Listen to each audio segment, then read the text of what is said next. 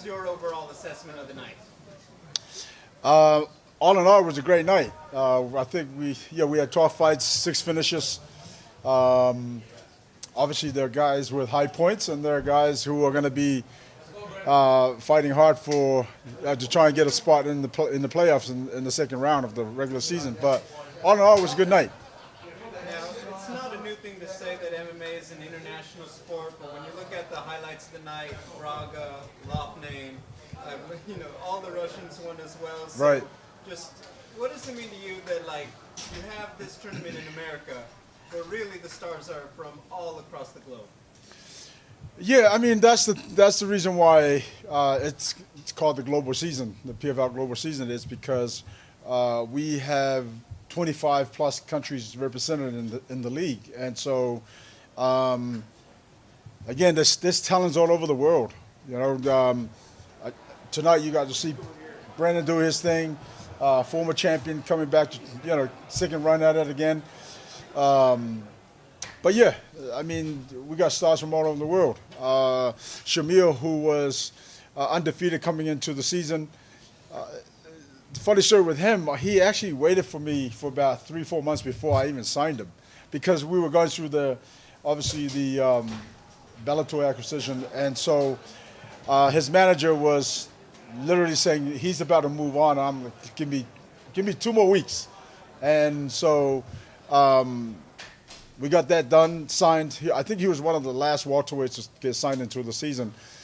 But he looked amazing tonight. He came out and finished in the first round. So, yeah, to your point, absolutely, there's stars from all over the world. 2 more from me. With the Bellator acquisition, there's now obviously a lot more talent. How does one even begin to approach matchmaking? It's not just new matchups. Now you got new rivalries, old rivalries. Right. How do you do it?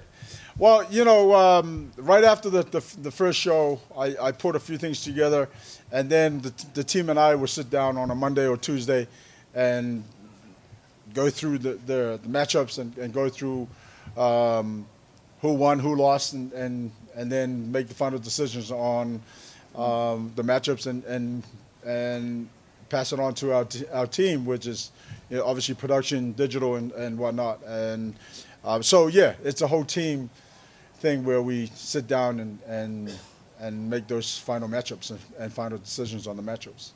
My final question, outside of the tournament, and my apologies if this is maybe more for Peter Don. Gegard Mousasi made some comments about not being able to get a fight and some speculation why he wasn't receiving an offer. What's your statement or just comments on what's going on with Gegard? Well, when I first talked to his manager about it, I had an offer for him to fight at 205, and he turned it down. So I don't know, where that miscommunication was, but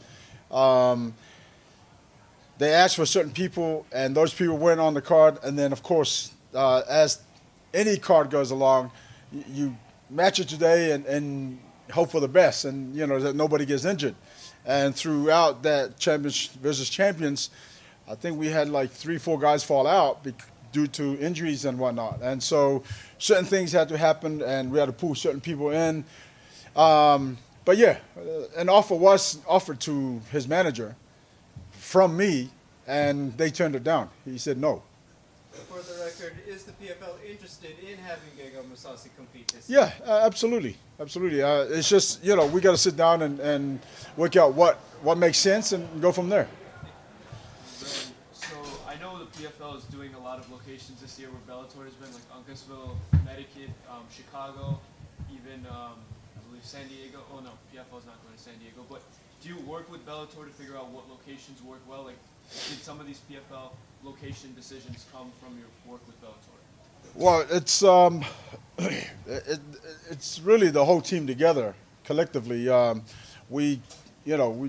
team made a decision to travel the league.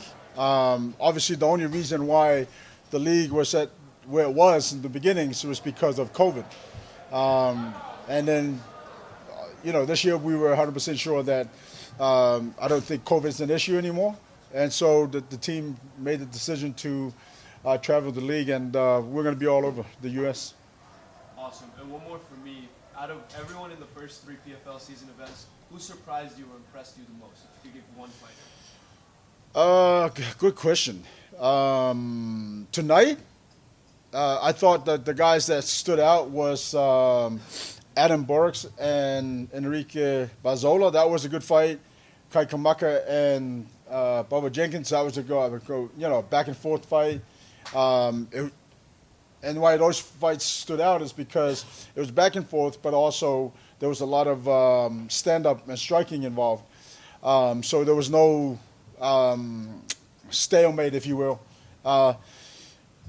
Again, we had a lot of great fights tonight, and a couple of fights, obviously because of their grappling background, ended up on the ground a lot. But yeah, the two fights that stood out tonight was those two fights. Awesome. Thank you so much. And then Ray right here. So obviously the past couple PFL seasons, it's been a lot of familiar faces, same guys in the playoffs. Now that you have such a bigger roster and you have new faces, how excited does that make it that it's going to be much more competitive this season? Yeah, absolutely. It's exciting.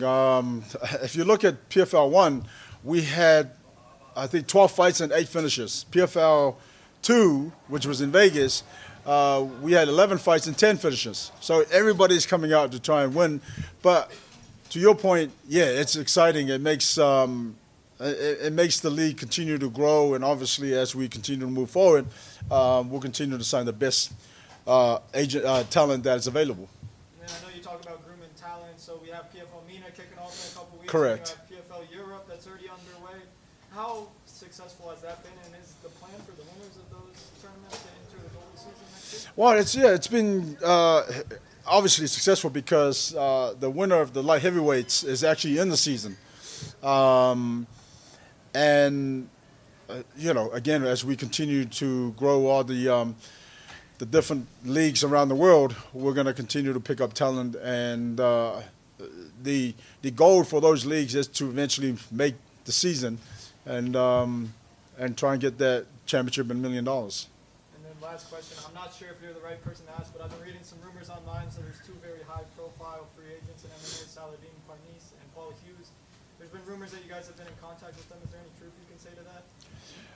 Yeah, there is. We've signed Paul Hughes already. So keep that to yourself. Thank you, Brendan. I guess just to piggyback off that, what would you say of the first 3 PFL shows so far? Or what do you think has been most successful part about the first 3 weeks? Because I feel like so far this has been the best card of the 3. What could you say it's made the first 3 weeks maybe better than last year or the year before? Yeah, every year I feel like we continue to grow, not only in the company but also in the talent. So this last 3 weeks has been amazing. Again, the first show we had 8 finishes. The second show we had 10 finishes, and tonight we had 6 finishes. And obviously, the fans love when guys come out and look for that finish and big points. And of course, when they're out there looking for those big points, finishes are going to come.